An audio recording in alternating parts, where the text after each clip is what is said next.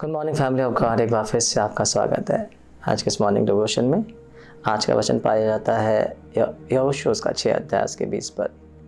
यहाँ पे ऐसा लिखा हुआ है, तब लोगों ने जय जयकार किया, याजक नरसिंगे फूंकते रहे। अब जब लोगों ने नरसिंगे का शब्द सुना तो बड़ी ध्वनि से उन्होंने जय जयकार किया। तब शहरपनाह नींव से गिर पड़ी और लोग अपने सामने से उस नगर में चढ़ गए और नगर को जीत लिया। आज हम स्तुति की ताकत के बारे में चर्चा करेंगे। जैसा आपको पता है, जब परमेश्वर ने मूसा को बुलाया उस समय इस्राएली लोग मिस्र की दास्ता में गुलामी में थे। तब परमेश्वर ने क्या प्रतिज्ञा की थी कि मैं तुम्हें ऐसे देश में पहुंचाऊंगा जहाँ दूध और मधु की धारा बहती है।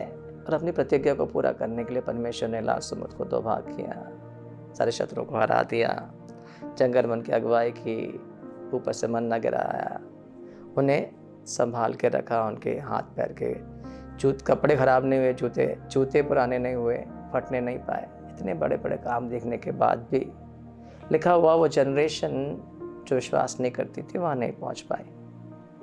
परंतु यहाँ पे यहोशू का जनरेशन है, ये पीढ़ी है जो विश्वास करने वाली पीढ़ी है। परमेश्वर ने उससे कहा था कि यरीहो के 7 चक्कर लगाना। हर दिन वो एक चक्कर लगा रहे थे, चुपचाप बिना बात किए हुए। आदेश था कि 7वें दिन 7 चक्कर लगाना है। 7वें दिन जब उन्होंने जय जयकार किया 7वें चक्कर में, तब क्या हुआ बाइबल बता रही है, जब जय जयकार किया तब क्या हो गई, वो शहरपनाह, इतनी चौड़ी शहरपनाह नींव से गिर पड़ी। आप बोलेंगे क्या हो सकता है? ऐसा हो सकता है बिना गोला बारूद के, बिना तोप के, बिना हथियारों के, बिना हाथी की ताकत के कैसे वे शहरपनाह गिर सकती है?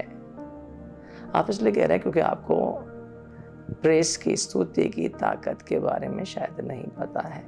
स्तुति ऐसा हथियार है जो शैतान के सारे कड़ों को ढा देता है। स्तुति के द्वारा आप बड़ी जय को प्राप्त कर सकते हैं और परमेश्वर ने आपको ये अधिकार और हथियार भी दिया है।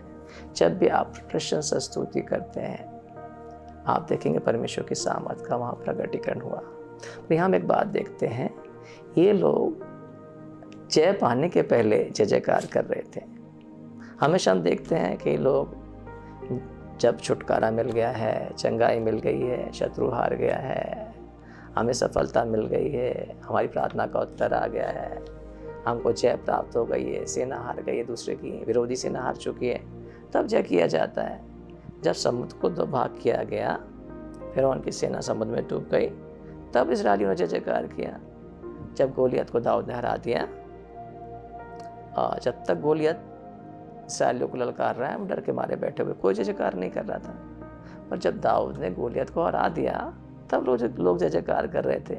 पर यहाँ विशेष बात को देख रहे हैं, ये पहले से ही जय जयकार कर रहे हैं। शत्रु के हारने के पहले, यरीहो को जीतने के पहले से ही वे विक्ट्री को सेलिब्रेट कर रहे थे। वे जय जयकार कर रहे थे, आराधना कर रहे थे, सेनाओं के परमेश्वर यहोवा की उपासना कर रहे थे। जब आप आराधना स्तुति करते हैं तब आप अपने बीच में परमेश्वर की मैनिफेस्टेड प्रेजेंस को खींच लेते हैं। प्रार्थना परमेश्वर से प्रार्थना के उत्तर को लेके आती है और स्तुति स्वयं परमेश्वर को आपके पास लेके आती है। पुराने नियम में एक जगह और देखते हैं, 2 अध्याय के 20 पद में, जब यहोशापात जब राजा था, 3 सेनाओं ने इजराइल को, शोमरोन को घेर लिया, चारों तरफ से घिर गया है। अब उसके पास कोई भी आशा नहीं है। वह प्रार्थना करने बैठा है, उपवास के साथ सारा इजराइल प्रार्थना कर रहा है। तब परमेश्वर ने यहीजेल के द्वारा यह वचन दिया है कि इस युद्ध में तुम्हें लड़ना नहीं पड़ेगा, कल इनसे युद्ध करने जाना, युद्ध तुम्हारा नहीं परमेश्वर का है। इस वचन पे भरोसा करके यहोशापात क्या करता है, अगले दिन युद्ध करने जाता है। जिन सेना से डर रहा था, जिससे घबरा रहा था, उन्हीं सेना से युद्ध करने जा रहा है। पर कैसे जा रहा है आपको पता है? उसने सेना में सबसे आगे स्तुति आराधकों को नियुक्त कर दिया। कभी आपने देखा, कहीं सोचा है, जब किसी सेना से डरने जाते हो अपने आप बेस्ट शूरवीरों को, बेस्ट योद्धाओं को आप सामने रखते हो, सबसे उत्तम हथियारों को सामने रखते हो। पर तो यहाँ तो वे लोग हैं जिनको लड़ना भी नहीं आता है, वे स्तुति करने वाले हैं, वे प्रशंसा करने वाले हैं, वे आराधना करने वाले हैं। उनके पास कोई ढाल नहीं है, कोई हथियार नहीं है, उनके पास हथियार क्या है?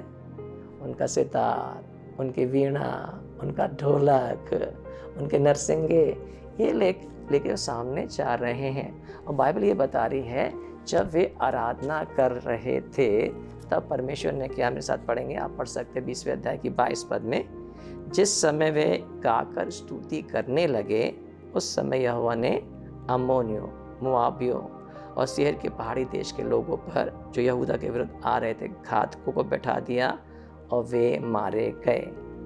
इनको लड़ना नहीं पड़ा जैसे परमेश्वर ने कहा था, ये पहले से ही विक्ट्री को सेलिब्रेट कर रहे थे।